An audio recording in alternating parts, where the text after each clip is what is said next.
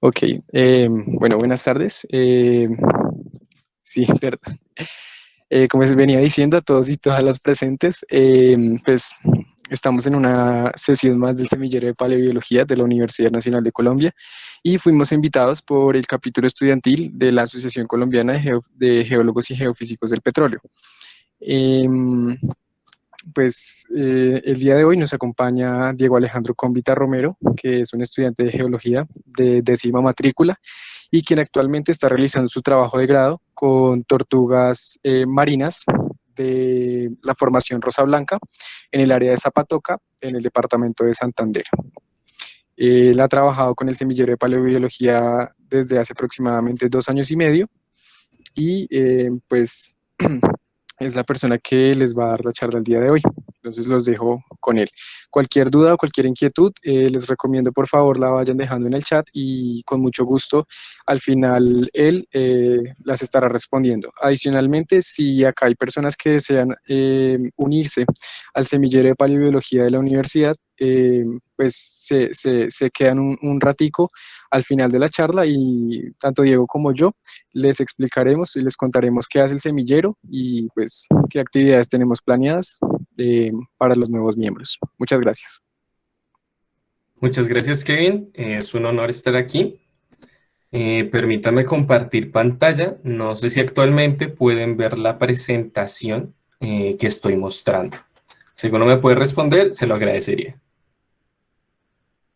Sí se ve, Diego.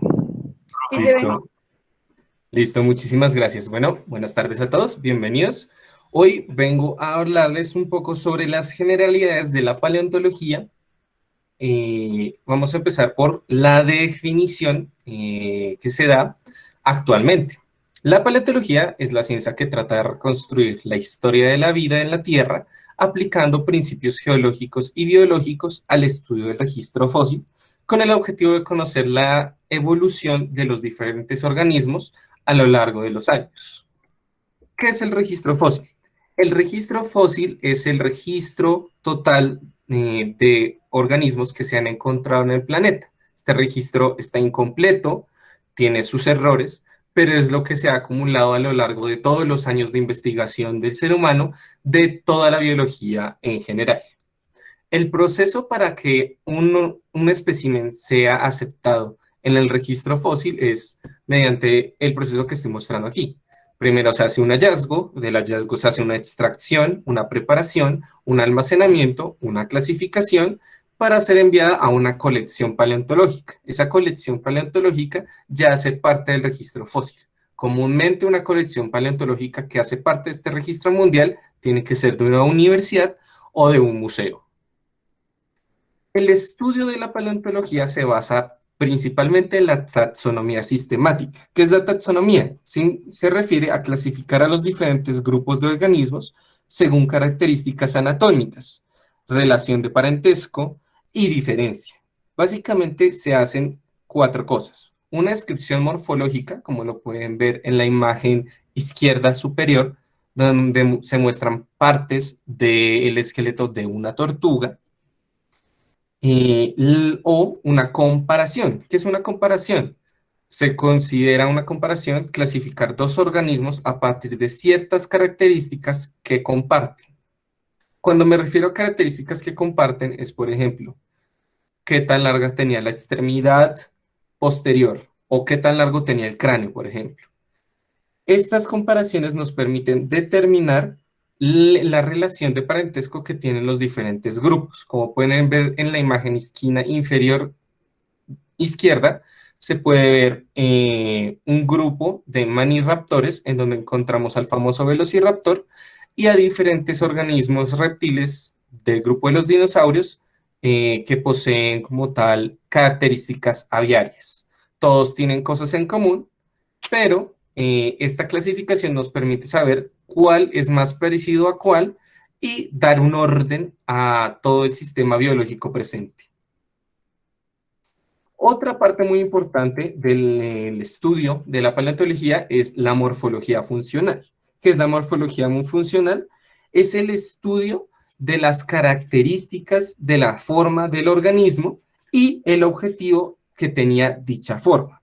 No es lo mismo un brazo diseñado para volar o para nadar que un brazo diseñado para caminar sobre tierra.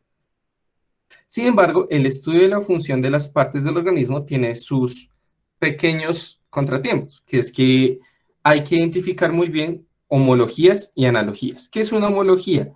Una homología es cuando una característica, por ejemplo, una extremidad, posee ciertas características diferentes, como por ejemplo en la imagen superior. Ahí podemos ver el brazo de un humano, el brazo de un gato, el brazo de una ballena y el brazo de un murciélago. Todos son una homología de la extremidad derecha de los organismos, de los vertebrados, pero todos tienen una función muy diferente. El brazo del humano sirve para hacer un montón de actividades, la pata del gato sirve para caminar sobre tierra, la de la ballena sirve para nadar y la del murciélago sirve para volar, a pesar de que tienen la misma estructura ósea, los mismos huesos y el mismo orden. Otra cosa muy importante a referenciar son las analogías. ¿Qué es una analogía? Esta vez es una comparación en cuanto a la función. Por ejemplo, las aletas de los pescados, delfines, ictiosaurios y pingüinos.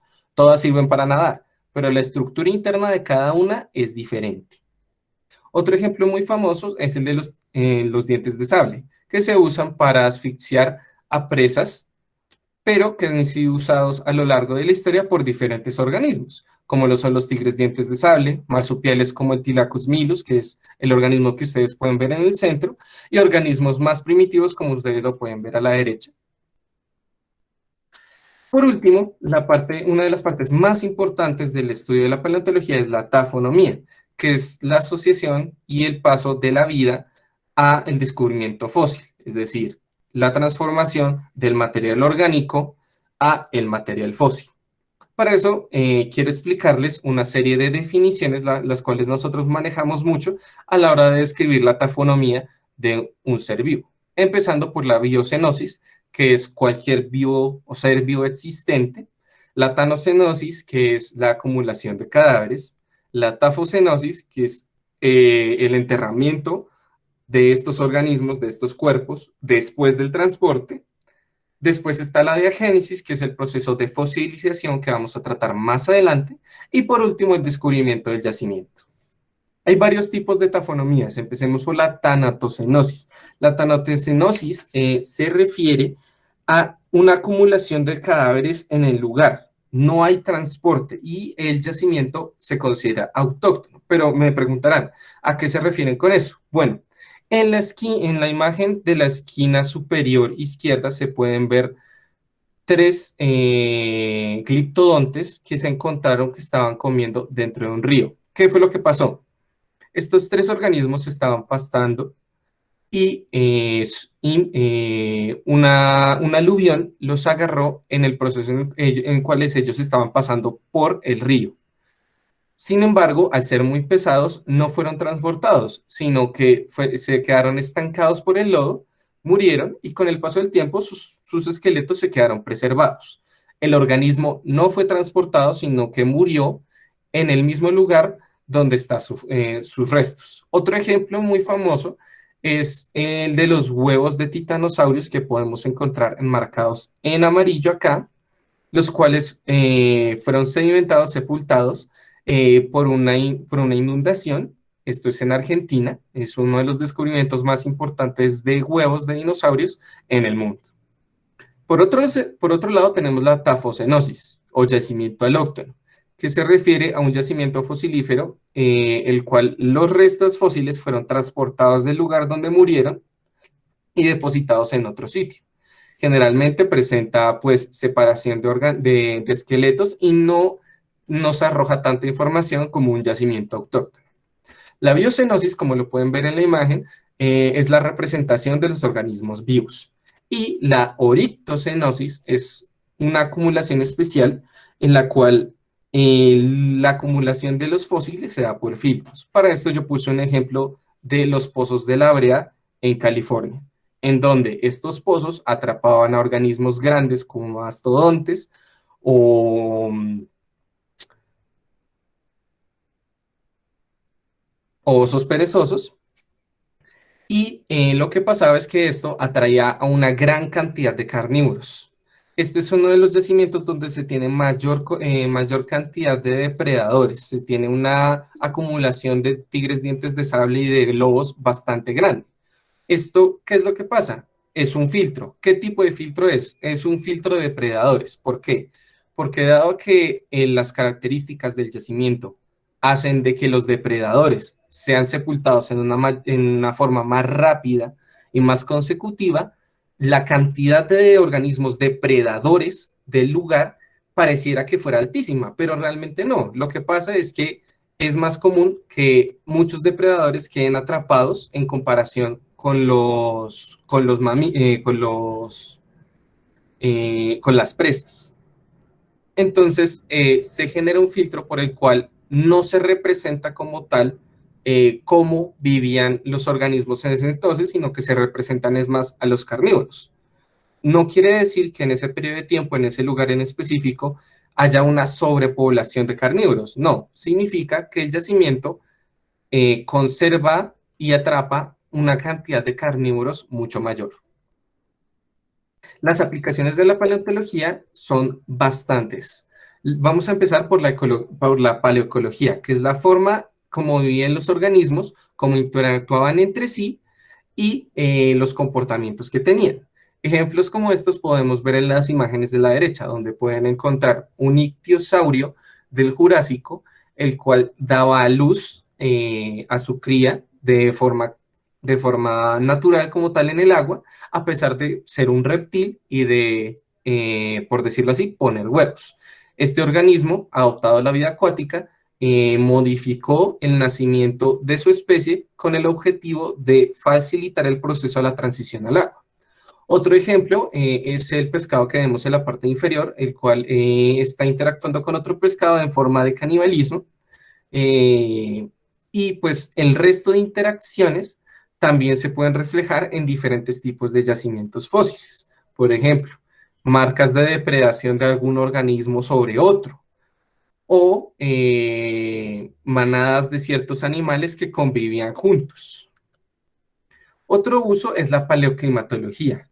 Esto se representa a través de organismos que modifican su estructura a partir del ambiente en donde viven. Un ejemplo muy claro son las plantas. Las plantas que poseen espinas en sus hojas comúnmente lo hacen para ahorrar calor y absorber agua de una forma más eficiente. En la imagen de la izquierda podemos ver una hoja muy similar a la de un maple o la de un pino. Probablemente esa hoja referenciaba a un organismo vegetal que estaba en un ambiente mucho más frío que la otra hoja, que pues es más parecida a las hojas que tenemos en climas de ambiente tropical. Otro ejemplo son los foraminíferos, que su estructura y forma y diseño son muy variadas y se basan en el lugar en donde habitan y en las condiciones climáticas de ese entonces. Otra aplicación muy importante es la evolución, cómo los organismos han cambiado a través del tiempo, cómo se desarrollaron, por ejemplo, los primeros ojos compuestos dados por los trilobites que podemos ver en la imagen en la esquina superior izquierda, o en la imagen de abajo, la evolución de las ballenas que pasaron de ser organismos no más grandes que un perro, que eran terrestres, a los mayores organismos acuáticos que han existido en la Tierra. Otro uso es la paleobiogeografía, que se define como la distribución de las especies a lo largo de los diferentes continentes. Esta distribución es muy importante, dado que nos permite distinguir dos características de los organismos. La dispersión, que es el movimiento que hacen este tipo de organismos, que lo podemos ver referenciado en la imagen de la izquierda, donde todos estos grupos de animales y el grupo de plantas se encuentran en varias partes del mundo actual que están separadas, pero que para ese entonces, para el Triásico, estaban unidas, como por ejemplo América del Sur, África, India, Antártida y Australia. Esto, aparte de ayudar a referenciar la geografía de ese entonces, también ayuda a identificar la vicarianza. ¿Qué es la vicarianza? La vicarianza es el cambio en la morfología de los organismos por una separación continental. Por ejemplo, es muy normal que los animales de gran tamaño, que presentan gigantismo, al verse encerrados en una isla, por ejemplo, suelen disminuir su tamaño para poder sobrevivir. Mientras tanto, organismos muy pequeños en el continente son mucho más grandes en algunas islas. Otra caracterización es la filogenia, que es la relación por la cual podemos identificar qué organismos tenían parentesco con quién. Un ejemplo muy claro son en los dinosaurios, en donde tenemos al grupo de los ornisquistios, donde encontramos a todos los dinosaurios famosos por ser herbívoros, como los triceratops, los anquilosaurios, y los saurisquios, donde encontramos a los saurópodos y a los terópodos, que son como tal los depredadores, los carnívoros. Y de los terópodos se puede correlacionar a las aves. Otro uso muy importante es la bioestratigrafía. Esto no solo sirve como tal para la paleontología, sino también sirve para otras áreas de la geología, en donde basados en el cambio evolutivo de los organismos y su posición estratigráfica, podemos saber cuál es más viejo y cuál es más viejo. Esto se llama datación relativa y nos sirve para identificar momentos específicos de la historia de la vida en la Tierra en la roca. Correlacionar estos dos nos facilita la identificación de cambios evolutivos en el registro fósil y nos facilita para organizar el tiempo geológico. A medida que los organismos se van desarrollando, nosotros podemos ir dándole un orden a este tiempo geológico. Muchos de los cambios y de los nombres dados por la tabla del tiempo geológico están dados por condiciones específicas o cambios importantes en la historia de la vida en la Tierra.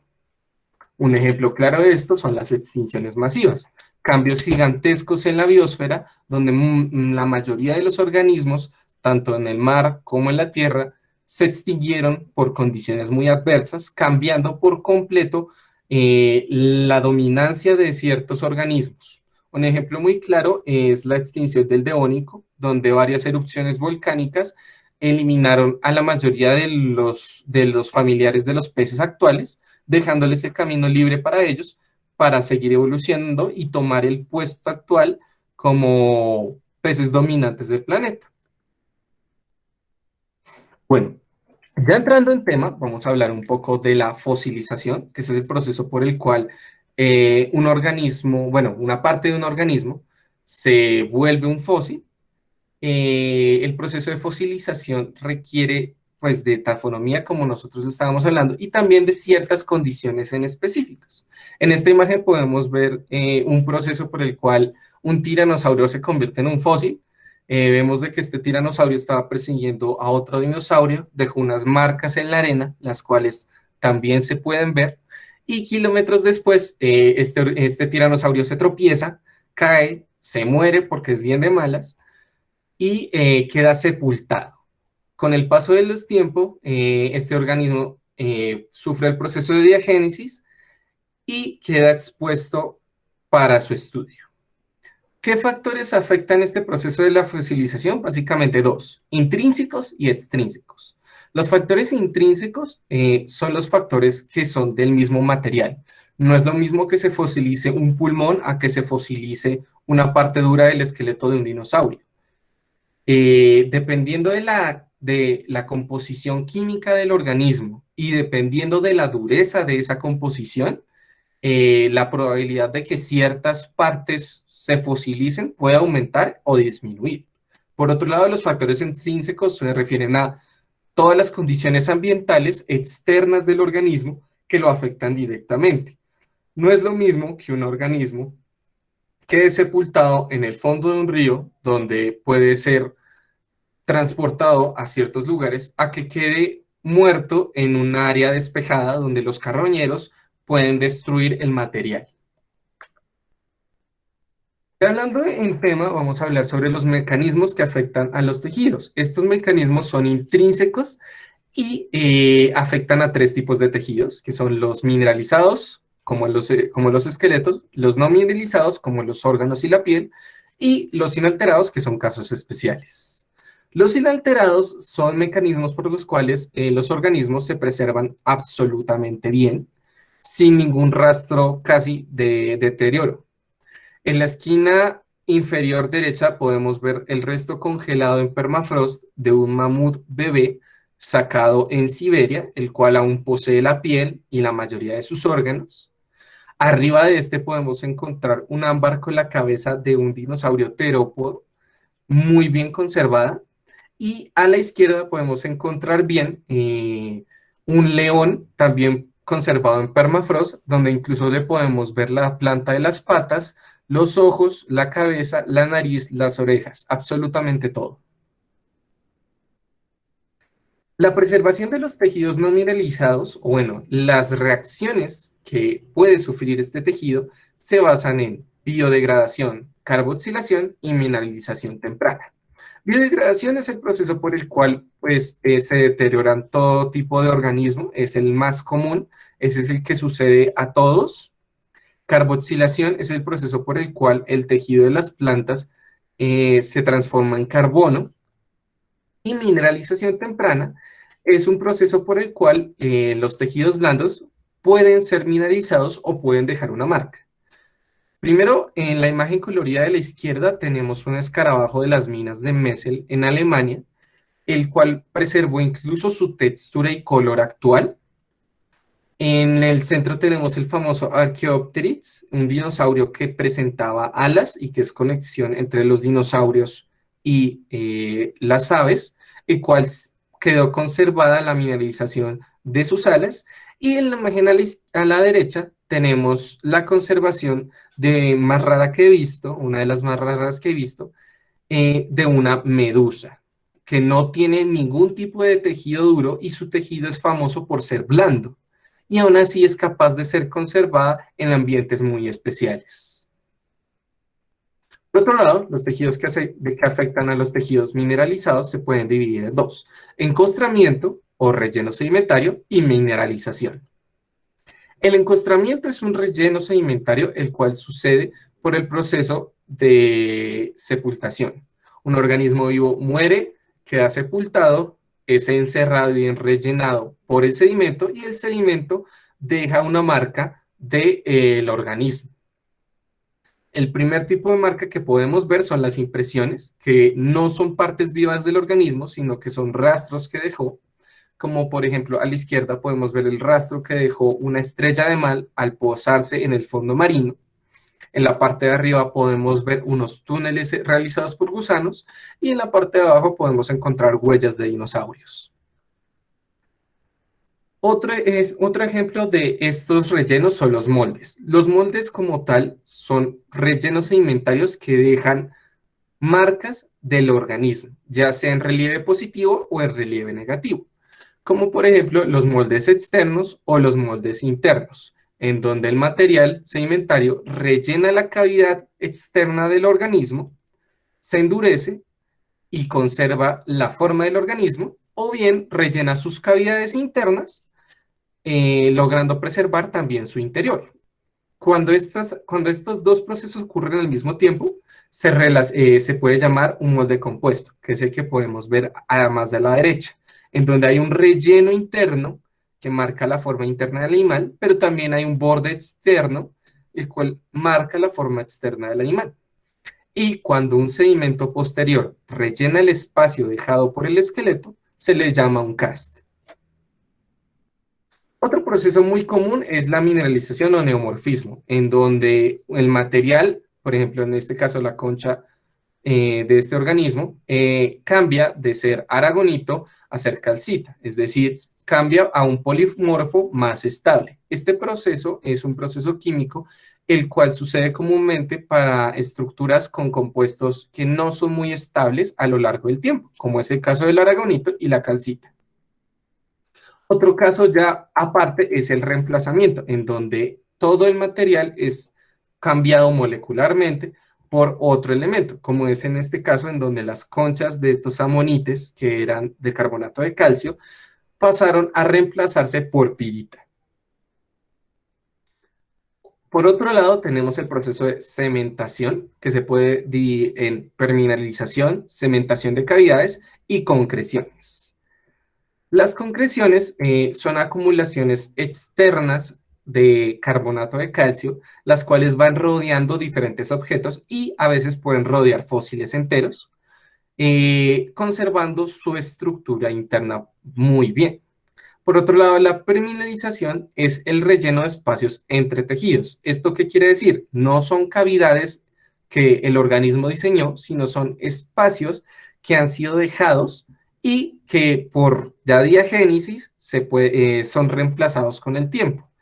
Esto se puede caracterizar en un fósil porque uno no le ve la textura normal que puede tener el fósil, sino que tiene como una capa un poco translúcida, la cual se identifica como rellenos entre tejidos. Un ejemplo muy común es los silópalos, los cuales, pues, sus anillos, aunque se pueden ver, entre cada anillo está relleno de mineral de silópalo y no deja ver también su estructura.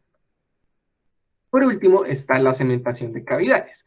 Esta sí, el mineral rellena una cavidad que el organismo dejó intencionalmente, como es en el caso de un lamonite que fue rellenado con ópalo en su interior. Les recalco que todas estas características y reacciones que pueden sufrir los diferentes organismos no tienen que pasar al mismo tiempo y no solamente sucede una. Como en el caso de la imagen de la derecha, este amonite fue primero, sufrió un relleno, una cementación de cavidades por la calcita que creció en cada una de las cavidades de este amonite y posteriormente sufrió un reemplazamiento por ópalo azul, el cual ustedes pueden identificar ahí. Con esto yo quiero recalcar que para identificar bien qué le sucedió a un fósil, ustedes deben identificar primero por separado qué cosas pueden ver, qué procesos de los que les dije le pueden ver, y después tratar de recrear una historia de cómo sucedió dicho proceso. Por último, quiero aclarar las características de las relaciones de deterioro y separación, que son procesos que le pueden suceder a cualquier organismo en cualquier etapa de la taxonomía y de la diagénesis. Pueden ser por disolución, ya sea por agentes de la misma roca o por organismos, distorsión o deformación, que puede suceder por tectonismo o por actividad de algún otro organismo, y maceración, que se refiere a la desarticulación de elementos óseos. No quiere decir que los huesos se rompen, sino que se desarticulan. Muchas gracias. Si alguno tiene alguna pregunta, es el momento de hacerla. Muchas gracias por tu presentación, Diego. Muy interesante. Ahí veo que Catalina y Kevin me estuvieron ayudando con algunos términos. Muchísimas gracias. No sé si alguno tenga alguna duda para aclarar. Y pues gracias a los chicos por invitarme a esta reunión. Yo tengo una pregunta. Adelante, Germán. Yo quiero estudiar, yo soy ingeniero, pero quiero estudiar geología. Quiero saber, digamos, si esta línea de paleontología es nueva en la carrera, qué tan avanzada está, qué materias se ven respecto al tema en el currículum de geología. La materia de paleontología como tal es pues una de las ramas de la geología más importantes por destacar. Realmente es un estudio muy antiguo, o sea, mucha gente estudia esto. Y si no estoy mal, actualmente se ve en quinta matrícula del periodo de geología. Si no estoy mal, Valentina me puede corregir. Sí, la vemos en quinta matrícula. Pero es solo una materia, ya después uno define si quiere ir por esa rama, puede vincularse al grupo como semillero de paleontología, pues donde va a aprender mucho más sobre esta rama. Adicionalmente, en el departamento de geociencias hay varias materias de paleontología que ya son de maestría, pero que uno en pregrado las puede tomar, que son paleontología de vertebrados, micropaleontología, foraminíferos y amonoideos fósiles. Digamos,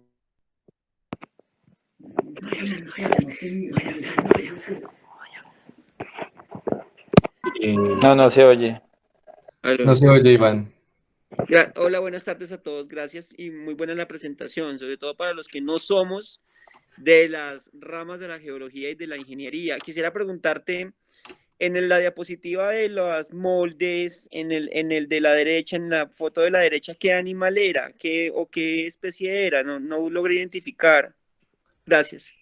Iván, eso era un gastrópodo, sí, era un gastrópodo, el cual preservó su estructura interna y su estructura interna en molde. O sea, Ya comparto pantalla. o una serpiente o algo así ahora, o no, nada que No, de la derecha. un gasterópodo como tal es lo que usted conoce como un molusco, o es un tipo de molusco, no, por decirlo así. Usted lo puede correlacionar actualmente con los caracoles, en la actualidad, sí. Solo que pues aquí no, usted no ve la concha del caracol como tal, sino está viendo es la parte interna del caracol y un molde externo de ese. Como mencioné, este relleno sedimentario no preserva el esqueleto, sino el molde del esqueleto. Ok, Entonces usted, y la otra pregunta es, ¿cuántos miles de años pasan para que esto quede así? O sea, ¿cuánto tiempo pasa para que este molde interno y externo termine de esta manera? Gracias, con eso termino, gracias.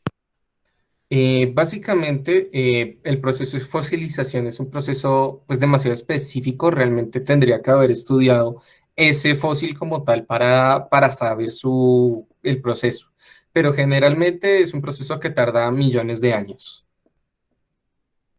Mil gracias, muy buena presentación nuevamente. Mil gracias, Valentina, por... Disculpa, tengo una pregunta. ¿Cuál es la maestría que hay en el tema de paleontología?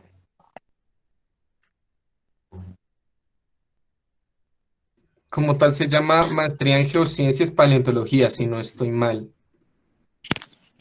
Que en el departamento de geociencias, ahí pues está la maestría en geociencias, pero entonces tú vas a elegir como una orientación dependiendo del tema que tú quieras tratar, o sea, de cualquiera de las ramas de las geociencias. Entonces, si quieres hacer el tema en paleontología, pues lo haces con ese tema.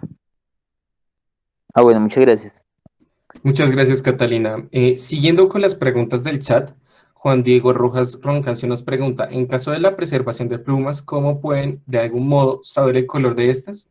Bueno, Juan Diego, en el caso de las plumas en específico, últimamente se han hecho unos estudios en los cuales alcanza a identificar ciertos caracteres de melanina, los cuales pueden arrojar un valor, el cual se estudia y se clasifica en un color como tal. Realmente yo no sé mucho del tema. La siguiente pregunta también es de Juan Diego Rojas. ¿Una persona de biología puede meterse en el grupo? Sí, así es. De hecho, actualmente el grupo está conformado por estudiantes de pregrado y de posgrado de biología y de geología.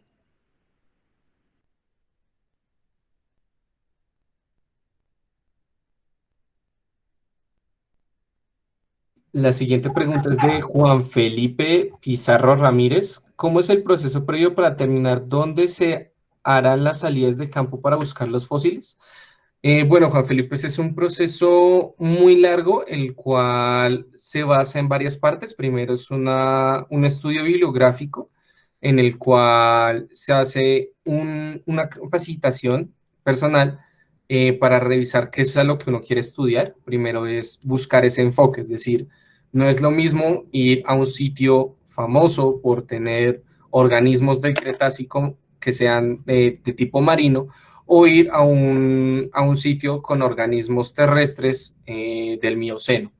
Primero se tiene que hacer un estudio bibliográfico con un objetivo claro a lograr.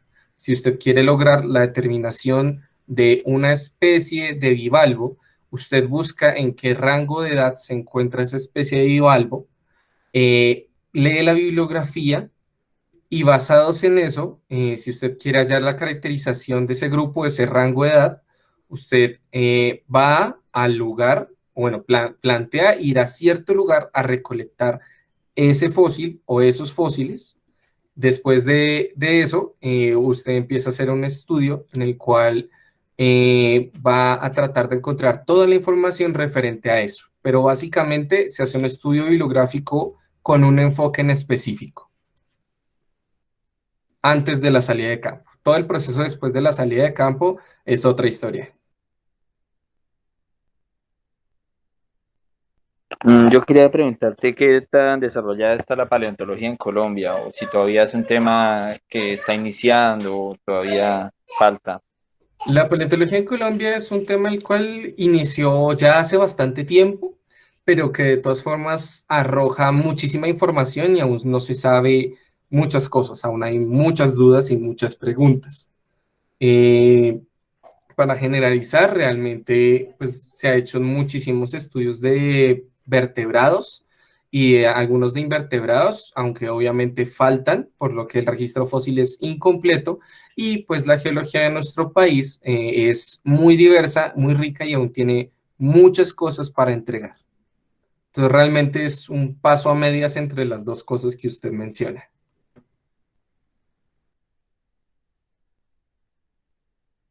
Laura María Puente Santos, ¿cómo es el proceso para ingresar al grupo? Para ingresar al grupo, pues es un tema ya que vamos a tratar con Kevin más adelante cuando se acabe la reunión. Si tiene dudas o está interesada, Laura, puede quedarse y le resolveremos ya todas las dudas de una manera un poco más personal.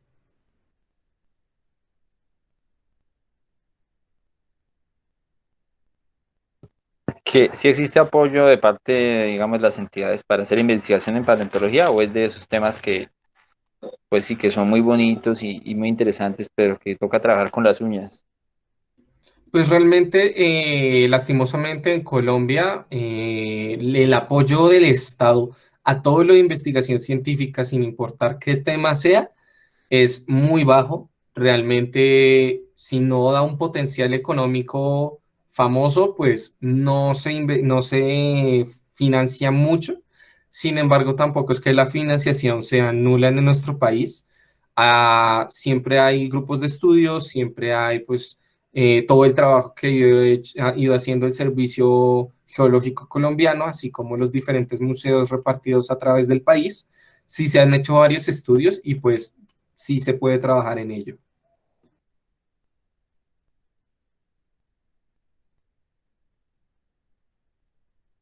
Los que estén interesados en saber más, les recuerdo de que va a haber el primer Congreso Colombiano de Paleontología.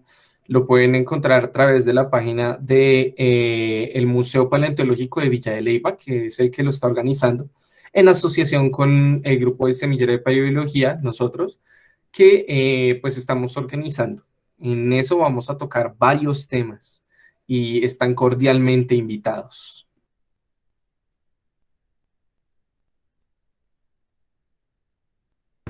¿Qué universidades tienen convenio, digamos, con la Universidad Nacional para cursar estudios de posgrado en paleontología específicamente? No, Germán, ese dato sí, no tengo ni idea. No sé si Catalina nos puede ayudar o alguien sepa. Pues yo no sé exactamente convenios, pero digamos, si tú no quisieras hacer el posgrado ahí en la Universidad Nacional, podrías pues aplicar a alguna otra universidad o sea, acá normalmente en Colombia se hace ahí en la Nacional o en el exterior, o sea, tocaría ya aplicar a otras universidades en el exterior para poder hacer una maestría, un doctorado. Pues obviamente, pues para esto también puedes aplicar a becas que normalmente en otros países sí hay como más apoyo a la ciencia, entonces puedes encontrar becas y este tipo de cosas. Y pues lo más importante es como encontrar un tema que te guste y entrar en contacto como con los investigadores que trabajan en ese tema para poder eh, pues te presentar un proyecto para tu posgrado que quieras hacer en otra parte. Pero pues si es acá en Colombia, pues es directamente con la Universidad Nacional, te puedes presentar a la maestría y después al doctorado. Y en el exterior, ¿qué universidades tú conoces que trabajan fuerte en este tema de paleontología? Pues hay muchas universidades, los países como más fuertes en paleontología, pues está Estados Unidos, por ejemplo, que hay muchas universidades que tienen programas de paleontología, en Alemania también, acá en Sudamérica, el país creo que el más fuerte en paleontología es Argentina. Tienes que tener en cuenta también que si vas a estudiar otra parte, pues tienes como la cuestión del idioma, entonces pues tú tienes que ver según tus necesidades o tu formación, no sé si tú hablas muy bien inglés, pues aplicas de una vez a Estados Unidos si quieres, si no, pues en Argentina, por ejemplo, pues no necesitas el inglés y es como una de las mejores escuelas del mundo en paleontología. Entonces, pues depende, o sea, hay muchos países que tienen programas, sobre todo, no sé, en Europa casi, no sé, yo diría que la mayoría de países deben tener pues posgrados en paleontología al menos. Y la carrera como tal de paleontología, no posgrado, por ejemplo, en Argentina existe la carrera, pero yo no recomendaría estudiar una carrera de paleontología, pues, o sea, sería súper chévere, pero siendo realistas, como que tienes más oportunidades laborales siendo geólogo o biólogo, porque si no encuentras trabajo, por ejemplo, en paleontología, pues mientras tanto trabajar en otra cosa, mientras consigues como tu empleo ideal en paleontología, entonces pues yo aconsejaría eso. Muchas gracias, Catalina. Pues es que todo pregrado es tan amplio. Por ejemplo, la carrera de geología se ven tantos temas que de pronto no se van a aplicar en paleontología, que pues sí sería también muy aplicado que fuera una carrera específica, pero bueno, lo que tú dices es cierto. Sí, mira, Kevin dice que Canadá es súper fuerte, sí es una de las escuelas más importantes en paleontología, pues es Canadá. Gracias, Catalina. ¿Qué tan cierto es que gran parte del desarrollo de la paleontología se hace en laboratorio?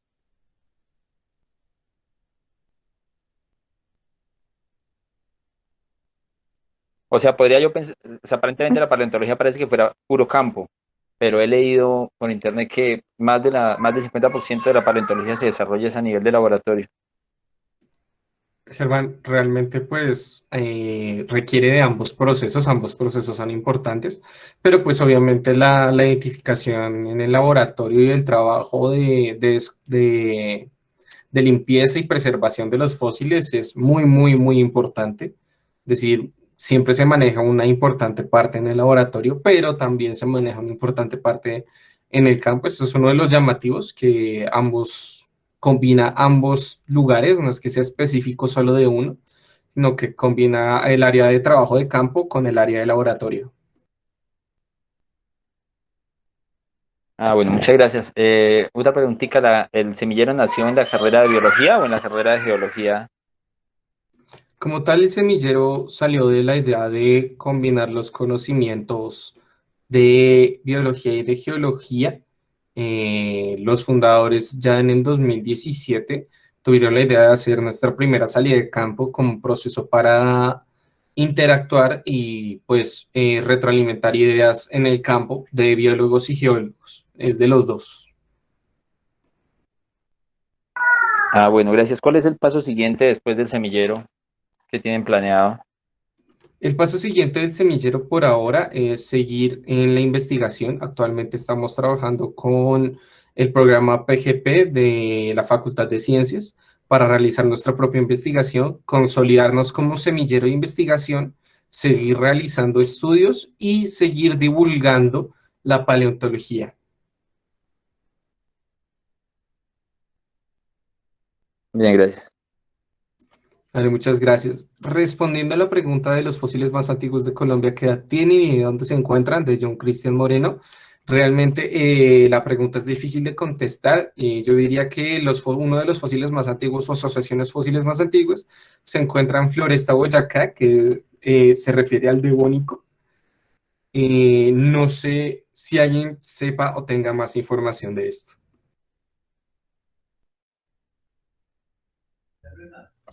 No, creo que en Colombia hay presencia de ordovícico, que sería como lo más antiguo. No sé si hay cámbrico, pero yo sé que hay ordovícico representado en graptolites. Hay una publicación del Servicio Geológico donde aparece el registro, son acritarcos, que son como unas estructuras microscópicas del Ediacara.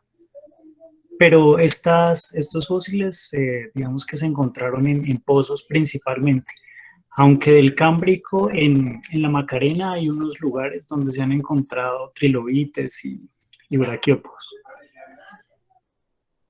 Muchísimas gracias, Jonathan.